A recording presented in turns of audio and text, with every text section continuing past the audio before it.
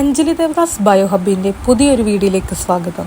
നമ്മളിന്ന് ഡിസ്കസ് ചെയ്യുന്നത് cell biology, plasma membrane. അപ്പോൾ നമുക്ക് നോക്കാം. ഓക്കെ, ഇപ്പം ഒന്ന് ശ്രദ്ധിക്കാം. ഓർഗാനിസംസ് രണ്ട് ടൈപ്പ് ഉണ്ട്. ഓക്കെ, ഓർഗാനിസംസ് രണ്ട് ടൈപ്പ് ഉണ്ട്. ഏതൊക്കെയാണ്? സെല്ലുലാർ ഓർഗാനിസംസ്, അതുപോലെ തന്നെ നോൺ സെല്ലുലാർ ഓർഗാനിസം. ഓക്കെ, അപ്പോൾ നമ്മളുടെ ഓർഗാനിസം രണ്ട് ടൈപ്പ് ഉണ്ട്, സെല്ലുലാർ ഓർഗാനിസവും നോൺ സെല്ലുലാർ ഓർഗാനിസം.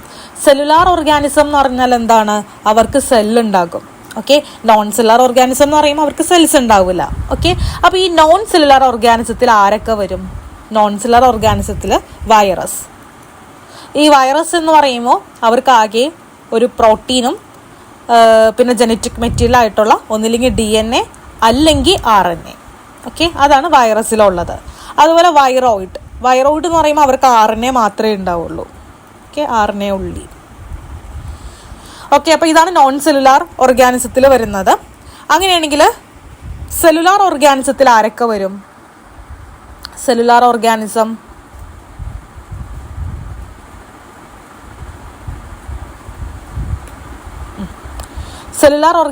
ആരൊക്കെ വരും?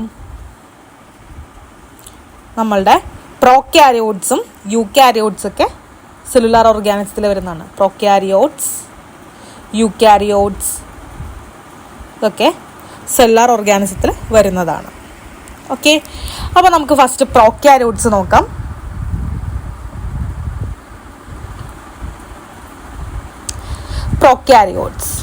പ്രോക്യാരിയോട്സ് എന്ന് പറയുമ്പോൾ എന്താണ് അവരുടെ പ്രത്യേകത? അവർക്കൊരു ട്രൂ ന്യൂക്ലിയസ് ഉണ്ടാവില്ല. ഒരു ട്രൂ ന്യൂക്ലിയസ് ആബ്സെൻ്റ് ആയിരിക്കുള്ളൂ. അതുപോലെ തന്നെ പ്രോക്യാരിയോട്സിൽ വരുന്ന രണ്ട് ഡൊമൈനുകളാണ് ഡൊമൈൻ ആർക്കെ, അതുപോലെ തന്നെ ബാക്ടീരിയ, ദാറ്റ് ഈസ് യൂബാക്ടീരിയ. ഓക്കെ, അപ്പോൾ പ്രോക്യാരിയോട്സ് എന്ന് പറയുമ്പോൾ അവർക്ക് ട്രൂ ന്യൂക്ലിയസ് ഉണ്ടാവില്ല. രണ്ട് ഡൊമൈൻസ് വരുന്നുണ്ട്, ആർക്കെയും യൂബാക്ടീരിയ. ഇനി യൂക്യാരിയോട്സ് എന്ന് പറഞ്ഞാൽ എന്താണ്? യൂക്യാരിയോട്സിന്റെ പ്രത്യേകത എന്ന് പറഞ്ഞാൽ അവർക്കൊരു ട്രൂ ന്യൂക്ലിയസ് പ്രസന്റ് ആണ്, അല്ലേ? ഒരു ട്രൂ ന്യൂക്ലിയസ് പ്രസന്റ് ആണ്. ഇവർക്ക് ആബ്സെന്റ് ആണ്, ഇവർക്ക് പ്രസന്റ് ആണ്. ഓക്കെ, പിന്നെ യൂക്യാരിയോട്സിന്റെ ഡൊമൈൻ ആണ് യൂക്യാരിയ. അപ്പോൾ നമ്മൾ 3 ഡൊമൈൻസ് പറഞ്ഞു. കാൾവോൾസ് പറയുന്നുണ്ട് 3 ഡൊമൈൻസ് ഉണ്ട്. ഏതൊക്കെയാണ്? ബാക്ടീരിയ, ആർക്കെ, യൂക്യാരിയ. ഇതാണ് 3 ഡൊമൈൻസ്. അപ്പോൾ പ്രോക്യാരിയോട്സിൽ വരുന്ന 2 ഡൊമൈനാണ് ആർക്കെയും യൂബാക്ടീരിയയും. യൂക്യാരിയോട്സിൽ വരുന്ന ഡൊമൈനാണ് ഡൊമൈൻ യൂക്യാരിയ. ഓക്കെ, അപ്പോൾ യൂക്യാരിയോട്സിൽ അപ്പോൾ പിന്നെ ആരൊക്കെ വരുന്നുണ്ട്? പ്രോട്ടിസ്റ്റുകൾ. ഓക്കെ, പ്രോട്ടിസ്റ്റ്, അതുപോലെ തന്നെ ഫംഗൈ, പിന്നെ പ്ലാന്റ്സ്, അനിമൽസ്. ഇതൊക്കെ ഏതിൽ വരുന്നതാണ്? യൂക്യാരിയോട്ടിക് ഓർഗാനിസത്തിൽ വരുന്നതാണ്. ഓക്കെ, അപ്പോൾ ഇത്രയും കിട്ടിയല്ലോ. നമ്മൾ പറഞ്ഞു 3 ഡൊമൈൻസുകളുണ്ട്, ബാക്ടീരിയ, ആർക്കെ, യൂക്യാരിയ. സോ അതിൽ ആർക്കെ, ബാക്ടീരിയ ഒക്കെ വരുന്നത് പ്രോക്യാരിയോട്സിലും യൂക്യാരിയോട്സിൽ വരുന്ന ഡൊമൈനാണ് ഡൊമൈൻ യൂക്യാരിയ. അപ്പോൾ യൂക്യാരിയോട്ടിക് ഓർഗാനിസത്തിൽ വരുന്നതാണ് പ്രോട്ടിസ്റ്റ, ഫംഗൈ, പ്ലാന്റ്സ്, അനിമൽസ്. ഇതൊക്കെ യൂക്യാരിയോട്ടിക് ഓർഗാനിസത്തിൽ വരുന്നതാണ്. പ്രോക്യാരിയോട്സിൽ വരുന്നതാണ് നമ്മുടെ ബാക്ടീരിയ ഒക്കെ. ഓക്കെ, ഇനി നമുക്ക് സെൽ എന്താ നോക്കാം.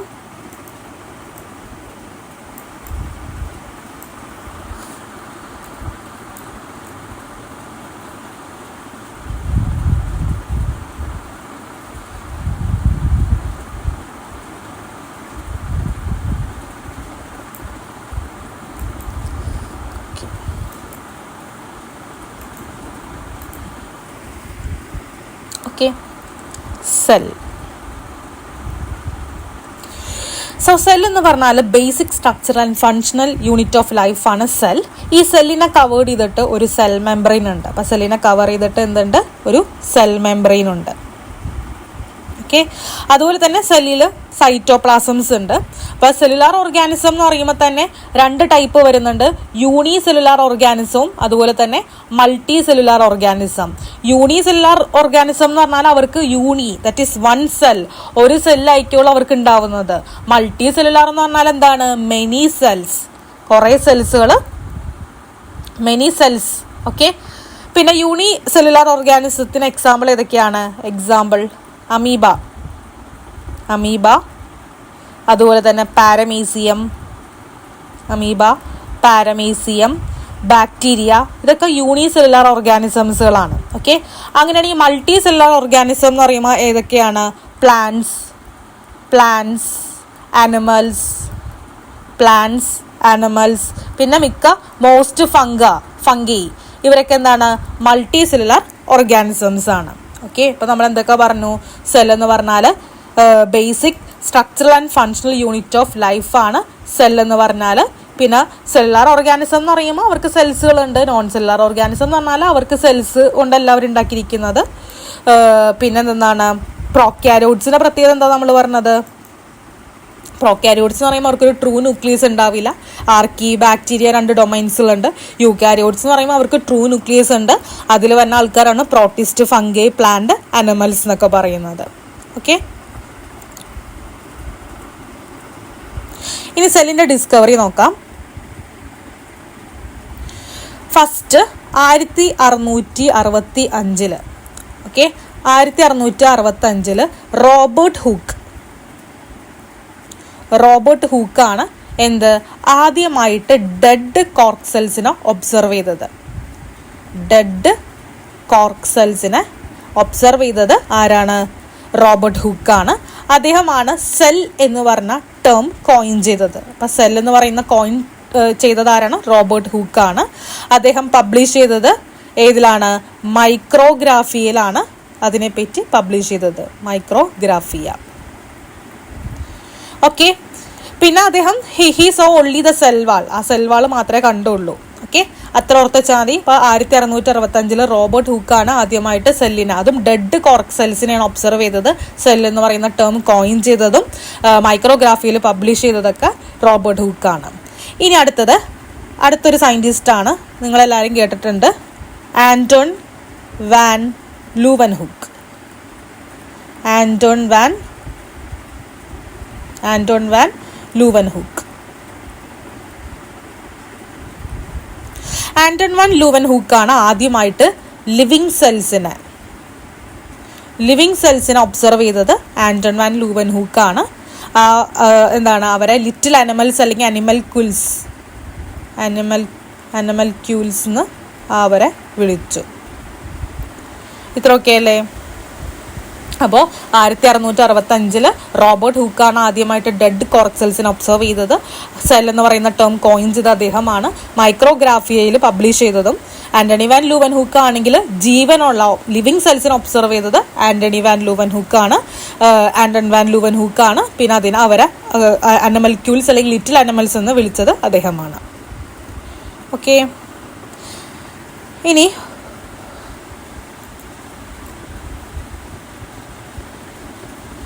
സെല്ലിൻ്റെ പാർട്സ് എന്തൊക്കെയാ നോക്കാം.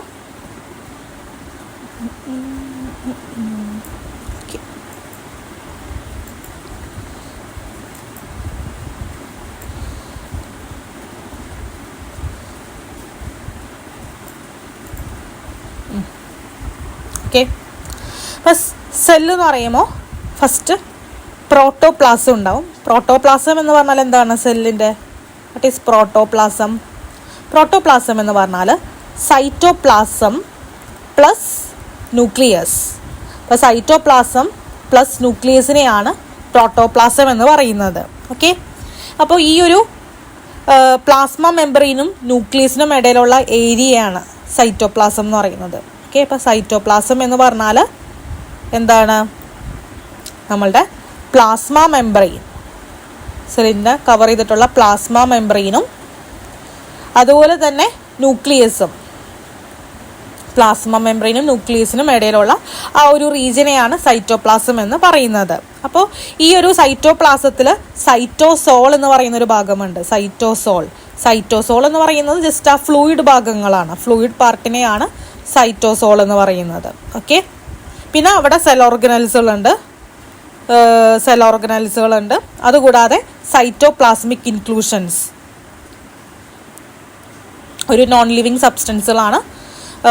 സൈറ്റോപ്ലാസ്മിക് ഇൻക്ലൂഷൻസുകൾ പ്രസൻ്റ് ആണ്. Cytoplasmic inclusions. ഓക്കെ, അപ്പോൾ നമ്മൾ എന്താ പറഞ്ഞത്, സെല്ല് നോക്കുകയാണെങ്കിൽ പ്രോട്ടോപ്ലാസം എന്ന് പറഞ്ഞാൽ സൈറ്റോപ്ലാസം പ്ലസ് ന്യൂക്ലിയസിനെയാണ് പ്രോട്ടോപ്ലാസം എന്ന് പറയുന്നത്. സൈറ്റോപ്ലാസം എന്ന് പറയുന്നത് പ്ലാസ്മ മെംബ്രെയിൻ മുതൽ ന്യൂക്ലിയസിനിടയിലുള്ള റീജിയനെയാണ് സൈറ്റോപ്ലാസം എന്ന് പറയുന്നത്. സൈറ്റോസോൾ എന്ന് പറഞ്ഞാൽ ആ ജസ്റ്റ് ഫ്ലൂയിഡ് പാർട്ട് മാത്രം, അതായത് സെൽ ഓർഗനൽസ് കൂട്ടാതെ ആ ഒരു ഫ്ലൂയിഡ് പാർട്ടിനെ മാത്രമായിട്ട് നമ്മൾ സൈറ്റോസോൾ എന്ന് പറയും. അപ്പോൾ ഈ ഒരു സെല്ലിൻ്റെ ഉള്ളിൽ ഓർഗനൽസുകളുണ്ട്, പിന്നെ സൈറ്റോപ്ലാസ്മിക് ഇൻക്ലൂഷൻസുകളുണ്ട്. അപ്പോൾ ഈ സൈറ്റോപ്ലാസ്മിക് ഇൻക്ലൂഷൻ്റെ എക്സാമ്പിൾസ് ഓർത്ത് വെക്കുക, അതിൻ്റെ എക്സാമ്പിൾസ് പഠിക്കണം. എന്തൊക്കെയായിരുന്നു? ഗ്ലൈക്കജൻ ഗ്രാനൂൾസുകൾ, ഗ്ലൈക്കജൻ ഗ്രാനൂൾസ്,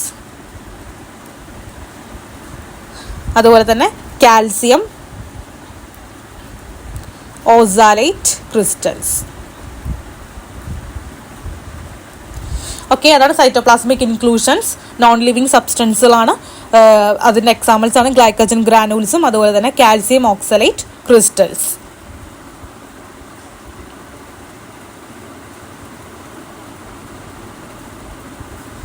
ഇത്രയൊക്കെ അല്ലേ?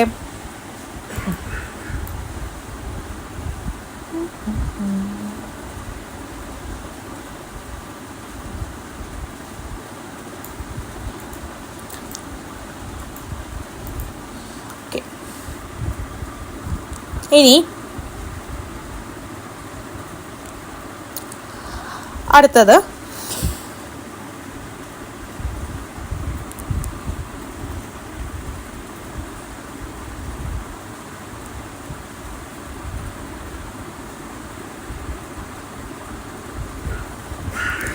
ആയിരത്തി 1839 നമ്മുടെ സ്ക്ലീഡൻ ഉണ്ട്. സ്ക്ലീഡൻ അദ്ദേഹം ഒരു ബൊട്ടാനിസ്റ്റ് ആയിരുന്നു, സ്ക്ലീഡൻ. അതുപോലെ തന്നെ 1839 ഷ്വാൻ ഉണ്ട്, അത് സുവോളജിസ്റ്റാണ്.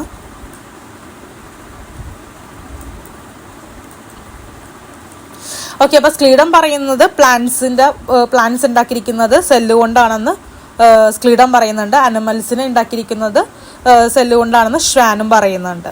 ഓക്കെ, അതുപോലെ തന്നെ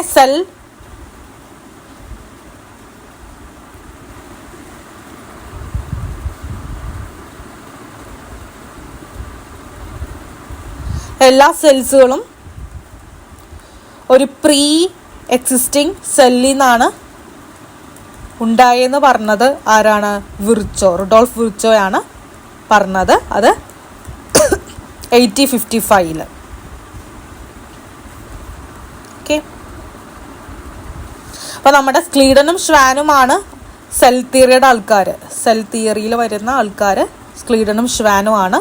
റുഡോൾഫ് വിർച്ചോ ആണ് പറഞ്ഞത് എല്ലാ സെൽസും അറൈസ് ചെയ്തത് പ്രീ എക്സിസ്റ്റിംഗ് സെൽസിൽ നിന്നാണ്. അതുപോലെ തന്നെ ഏറ്റവും ആദ്യം 1665 റോബർട്ട് ഹൂക്കാണ് സെല്ല് ഡിസ്കവർ ചെയ്തത്.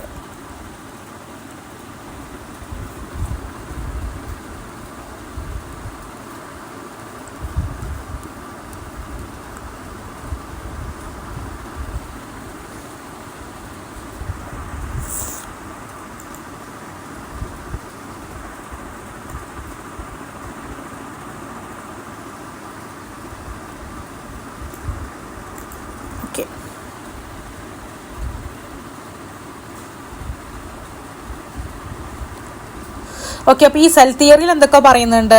എല്ലാ ലിവിങ് ഓർഗാനിസംസ് ഉണ്ടാക്കിയിരിക്കുന്നത് സെൽസുകൾ കൊണ്ടാണ്. അതുപോലെ തന്നെ സെൽ എന്ന് പറയുന്നത് it is the structural and functional unit of life. Cell എന്ന് പറയുന്നത് structural and functional unit of ലൈഫാണ് സെൽ എന്ന് പറയുന്നത്. അതുപോലെ തന്നെ എല്ലാ സെൽസും അറൈസ് ചെയ്തിട്ടുള്ളത് ഒരു പ്രീ എക്സിസ്റ്റിംഗ് സെല്ലിൽ നിന്നാണെന്നും പറയുന്നുണ്ട്. ഓക്കെ, പിന്നെ സെല്ലിൽ എന്തുണ്ട്? സെല്ലിൽ DNA, ഒരു ഹെറിഡിറ്ററി മെറ്റീരിയൽ ആയിട്ടുള്ള DNA ഉണ്ട്. ഈ ഒരു DNA ആണ് എന്ത് ചെയ്യുന്നത്? ഈ DNA ആണ് പാരൻസിൽ നിന്ന് കുട്ടിയിലേക്ക്, ഡോക്ടർ സെൽസിലേക്ക് പോകുന്നത്. അതുപോലെ തന്നെ എല്ലാ സെൽസിനും സിമിലർ ബേസിക് കെമിക്കൽ കോമ്പോസിഷൻ ആണ്. All cells have similar basic chemical composition. Okay, അപ്പോൾ എന്തൊക്കെയാണ് മോഡേൺ സെൽ തിയറിയിൽ പറയുന്നത്? മോഡേൺ സെൽ തിയറിയിൽ എന്തൊക്കെയാണ് പറയുന്നത്?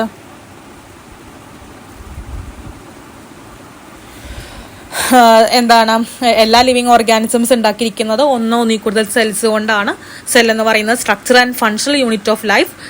എല്ലാ സെല്ലുകളും റൈസ് ചെയ്തിരിക്കുന്നത് ഒരു പ്രീ എക്സിസ്റ്റിംഗ് സെല്ലിൽ നിന്നാണ്. സെൽസിൽ DNA പോലുള്ള ഹെറിഡിറ്ററി മെറ്റീരിയൽ ഉണ്ട്. അതാണ് പാരന്റ് സെല്ലിൽ നിന്ന് കുട്ടിയിലേക്ക് പാസ് ചെയ്യുന്നത്. പിന്നെ energy flow occurs within cell. അതുപോലെ തന്നെ എല്ലാ സെൽസിനും സിമിലർ ബേസിക് കെമിക്കൽ കോമ്പോസിഷൻ ആണ് ഉള്ളത്. ഓക്കെ, ഇത്ര ഓക്കെ അല്ലേ? ഇനി നമുക്ക് evolution of cell.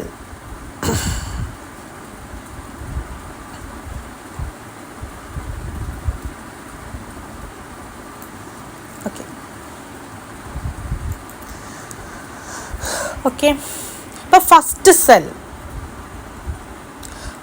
Cell appear ചെയ്തത് 3.5 ബില്യൺ ഇയേഴ്സ് എഗോ. ആദ്യത്തെ ഫസ്റ്റ് സെല്ല് അപ്പിയർ ചെയ്തത് 3.5 ബില്യൺ ഇയേഴ്സ് എഗോ ആണ്.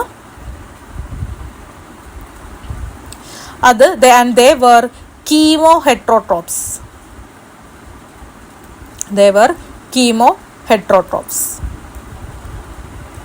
കീമോഹെട്രോട്രോപ്സ് എന്ന് പറഞ്ഞാൽ അവരെന്താ ചെയ്തത്?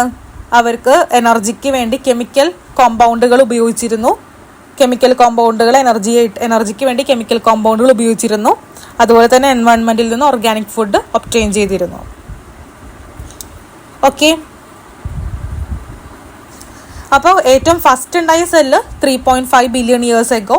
അവർ കീമോഹെട്രോട്രോപ്സ് ആണ്. പിന്നീടാണ് ഫോട്ടോസിന്തസിസ് ഒക്കെ ഡെവലപ്പ് ചെയ്ത് ചില ഓർഗാനിസംസ് ഫോട്ടോസിന്തസിസ് ഒക്കെ ഡെവലപ്പ് ചെയ്തു. അതുപോലെ തന്നെ അവർ കാർബൺ ഡൈ ഓക്സൈഡ് ഒക്കെ ഉപയോഗിച്ചു ഓർഗാനിക് ഫുഡൊക്കെ ഉണ്ടാക്കി. ഓക്കെ, ആദ്യത്തെ ഫസ്റ്റ് യൂക്കാരിയോട്ടിക് സെൽ അപ്പിയർ ചെയ്തത് എന്നാണ്? ഫസ്റ്റ് യൂക്കാരിയോട്ടിക് സെൽ അത് 1.5 billion years ago. Okay, 1.5 billion years ago. Okay, അപ്പോൾ ഫസ്റ്റ് സെല്ല് റൈസ് ചെയ്തത് 3.5 ബില്യൺ ഇയേഴ്സ് എഗോ. ഫസ്റ്റ് സെല്ലുകൾ കീമോഹെട്രോട്രോപ്സുകളാണ്. അത് കഴിഞ്ഞ് പിന്നീടാണ് ഫോട്ടോസിന്തസിസ്, ചില ഓർഗാനിസം ഫോട്ടോസിന്തസിസ് നടത്തിയത്. ആദ്യത്തെ യൂക്കാരിയോട്ടിക് സെല്ലുകൾ ഫോം ചെയ്തത് 1.5 ബില്യൺ ഇയേഴ്സ് എഗോ ആണ്. ഓക്കെ, ഇനി 3 മേജർ എവല്യൂഷണറി ചേഞ്ചസുകൾ സംഭവിച്ചിട്ടുണ്ട്. ഓക്കെ, നമുക്കത് എന്തൊക്കെയാണെന്ന് നോക്കാം.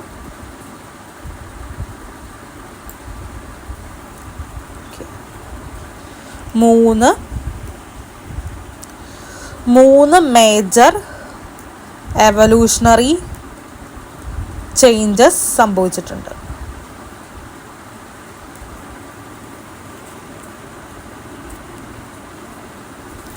ഒന്നാമത്തേത് ക്രോമസോം ഫോമേഷൻ.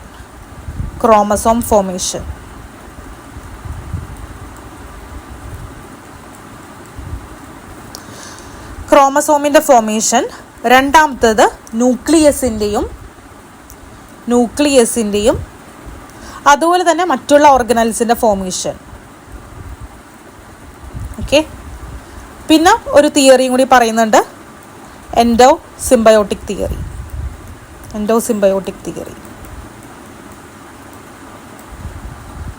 ഓക്കെ, അപ്പോൾ 3 മേജർ എവല്യൂഷണറി ചേഞ്ചസ് സംഭവിച്ചിട്ടുണ്ട്. അപ്പോൾ ഫസ്റ്റ് ക്രോമസോം ഫോമേഷൻ എന്ന് പറഞ്ഞാൽ എന്താണ്?